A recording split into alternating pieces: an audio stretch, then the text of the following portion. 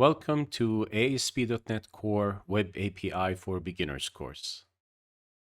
My name is Adi, and I will teach you all the concepts you need to understand and build complete web APIs from scratch.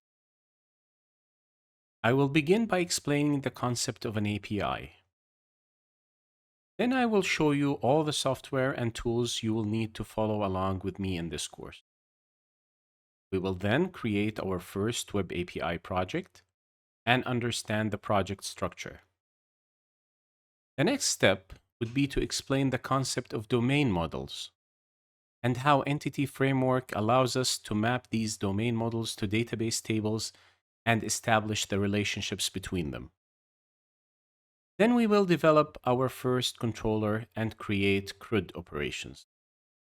We will then cover more advanced topics such as asynchronous programming, the repository pattern, and the unit of work pattern. So by the end of this course, you will be able to confidently build a fully functional web API and maybe use it as a boilerplate for future applications. So join me on this journey and let the fun begin